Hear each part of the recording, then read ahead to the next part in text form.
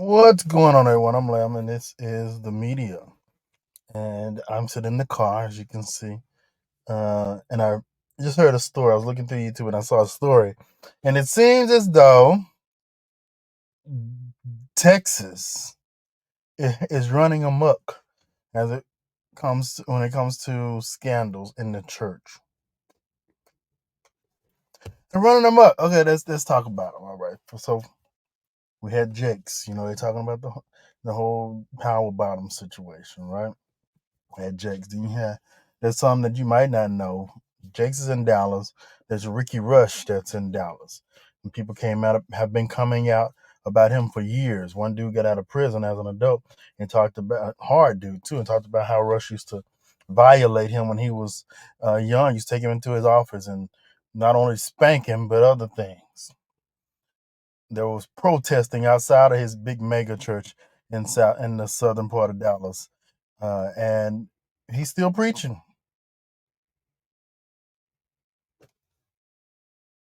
Allegations against Jake's. He's still preaching. Then we had allegations about no, we didn't get it. We didn't allegations about old dude in Houston, Shawnee's husband, Shawnee, but Keon Henderson. Allegations about him.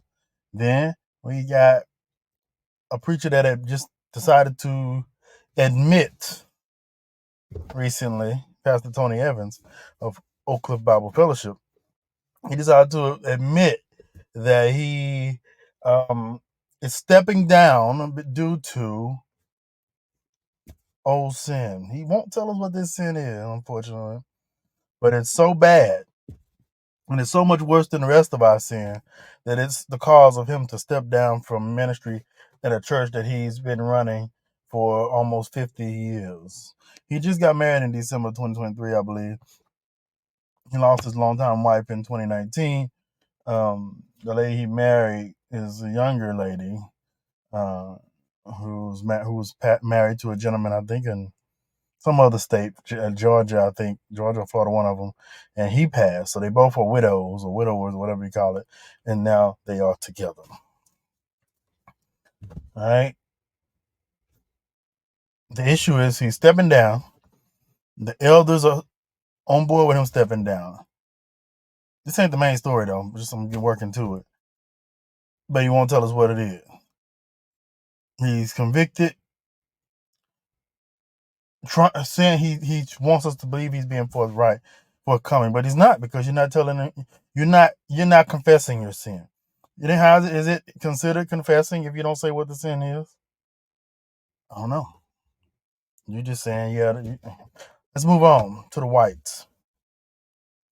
There's a white gentleman by the name of, and I'm looking at the video I was watching, Pastor Robert Morris of Gateway Church in Irving, Texas. Big old church. I've been to it a long time ago when I was mega church hopping back in the day. And this guy's very well known in Dallas and amongst the whites. And weird looking guy, as you can see. And now he's confessing.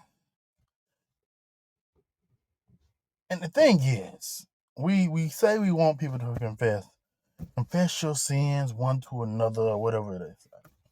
And I guess we do, right? And I don't know what prompted him. Oh, he did an interview, I believe, with somebody, and he was forthcoming about it, but he wasn't telling the whole truth, is what we're finding out. Let me read it. That's what it said.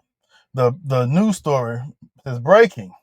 Gateway pastor Robert Morris admits.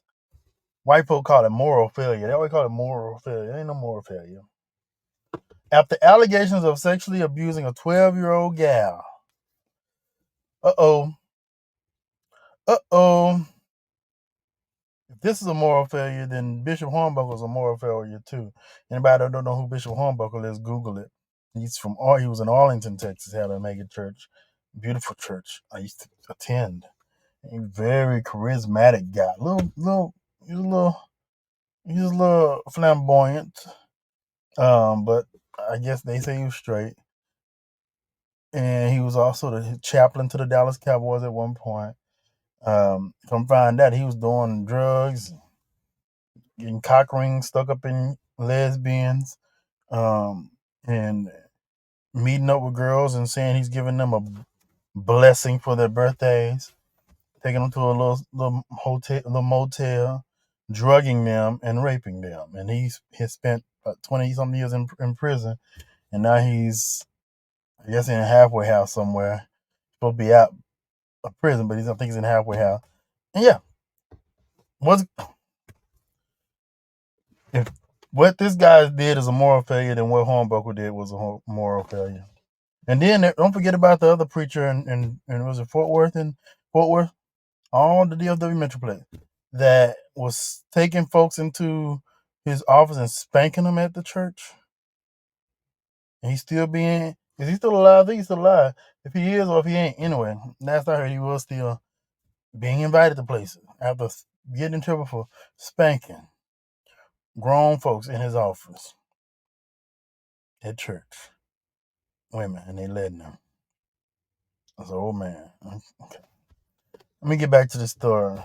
A blog recounted the alleged sexual abuse of a woman when she was 12 years old by Gateway Church pastor Robert Morris, has prompted the Texas-based megachurch to acknowledge decades-old moral failure. He keeps saying it. However, in a statement to the staff, the church did not note the age of the woman at the time of the inappropriate sexual behavior, referring to her simply as young lady. Nope, she wasn't even a lady. She was a child. She's 12. Gateway Church was founded in 2000 by Mars and has more than 100,000 people attending each weekend at their 9 sites and online. Can y'all see me okay? On Friday morning, the Wartburg Watch. This is a very informal live for all the new people. This is not normally how I do it, but I just wanted to sit and talk about this in the car. Anyway, because it's a house full.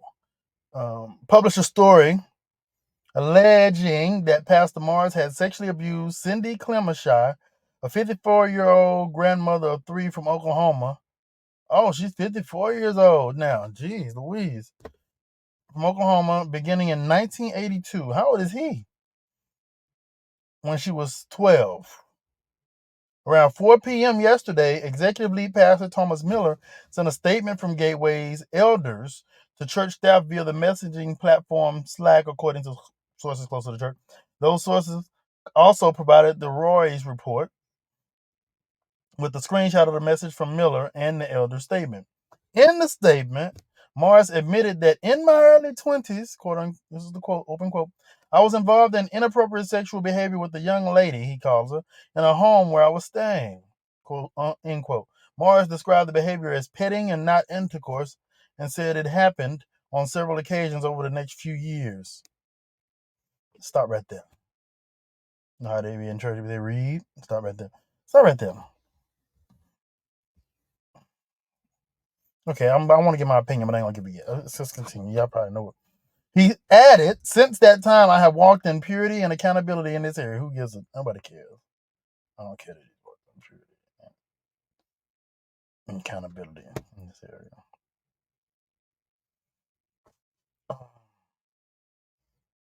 Oh, I see the screenshot.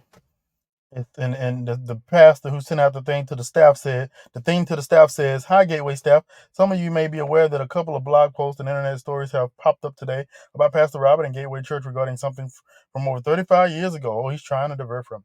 I want to provide you a statement from our elders and Pastor Robert so that you would know the absolute thoroughness and transparency of the situation so that you can provide this response and content. Got to protect that money. Got to take that time, man. The statement is and it's highlighted. The statement is to empower you with a response if someone inquires, not as something to proactively send out to people. If a congregation member wants to talk further about anything, please direct them to your campus pastor. If a media outlet contacts you, please direct them to Lawrence Weiswood. Okay. Thank you, everyone. Whatever. According to Clemershy, the lady who's in her 50s now that was sexually abused and assaulted by this mega church pastor when he was 20 years old, spoke to TR and gave us permission to use her name. Morris's abuse began when she was 12 years old on Christmas night in 1982, a year before I was born. A young and charismatic traveling televangelist, Morris was invited to host a youth revival in her hometown in Oklahoma, quickly became friends with her parents. He and his wife Debbie were friends, family friends, and often stayed in their home teaching at her dad's church. Clemenshire said, revealing how the alleged abuse continued until she was 16. We even went on trips together, she said. Clemenshire noted that she was not a young lady, as he stated. I was a child. I was an innocent little girl. At the time of the alleged abuse, Morris was 21 to 25 years old. He also was a pastor of Shady Grove Church, which is now the Gateway Church. That's the Grand Prairie campus. This rattles my chain. I ain't gonna lie to you. This really upsets me a bit. Okay, let's continue. Clemenshire said that she shared a bedroom with her older sister at the time, but when Morris visited, he allegedly slept in the girl. Who is allowing this? Like, where are the parents? And where is his wife? So how is he sleeping in a room?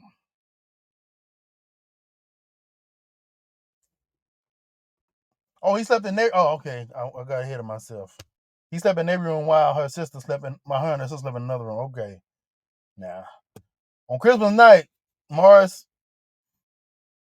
I guess he's there without his family on Christmas night, allegedly asked Clemenshire to come into her bedroom and spend some time talking. A 12-year-old girl. During this visit, Clemenshire said Morris sexually assaulted her. She said it was so innocent. The woman said, I, I was wearing pink pajamas with bloomer pants over my underwear, and I had on a snap-up robe. The accuser described her childhood growing up in Oklahoma in the 70s and 80s as picture perfect with the loving family. He told me never tell anyone. This is what they do because it will ruin everything. It didn't ruin anything for him, but it ruined everything for me, she added, because of the trauma, obviously. She said, this is always in my background. Clemenshire said she was 17 years old when she told her parents of the years of abuse that had escalated from inappropriate touching to rape by instrumentation, meaning he used his nasty fingers on this 12-year-old. Years later, when my father found out what happened, he told the lead pastor at Shady Grove Church that if Morris didn't get out of ministry, he would report him to the police. See, here we go.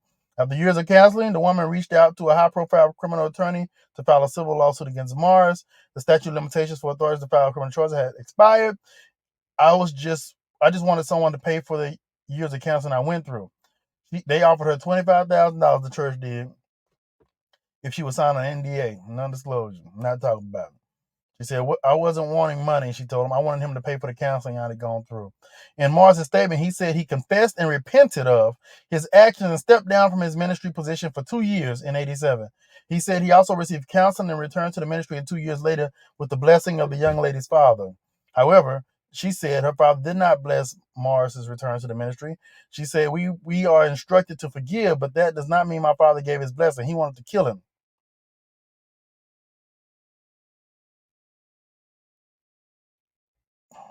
Okay. All right, here, I'm gonna get my point of view. Okay, this is my thing. There's so many people at fault here, in my opinion.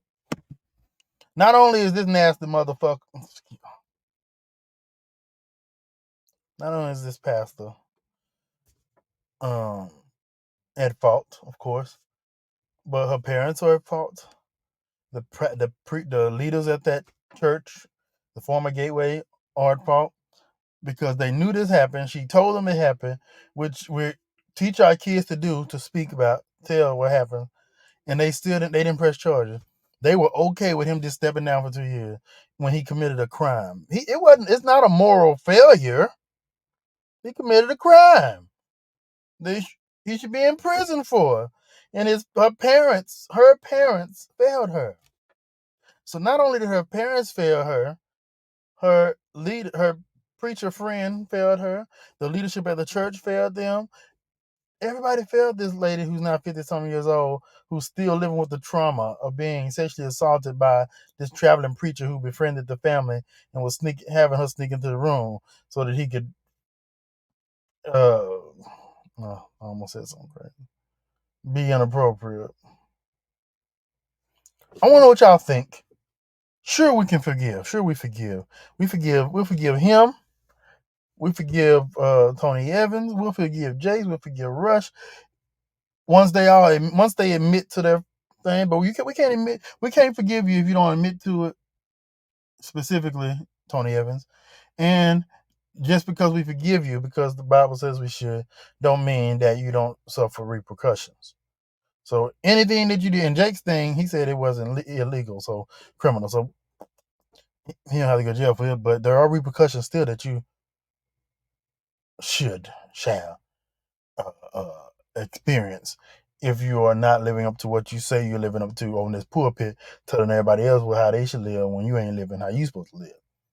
But I want to know what y'all think in the comments. There's a different type of video today in the media, but let me know how y'all feel in the comments. I'm looking crazy. I'm sweating like crazy, sitting down in the car. But I had to just get to this real quick without all the noise that was surrounding me. So let me know what y'all think in the comments about this crazy story. And let's see if he does like Tony Evans and steps down, or is he so prideful that he needs to stay up there and be worshipped like he's a god and keep making his money. Y'all go over to the Real Estate Insider. I'm gonna post his house over there. So y'all go check it out. Well, it's not called a Real Estate Insider anymore. Lam Rashawn. Go to Lam Rashawn, LAMRASHON, LAMRASHON, and I want to do a home tour for this gentleman. So go check it out.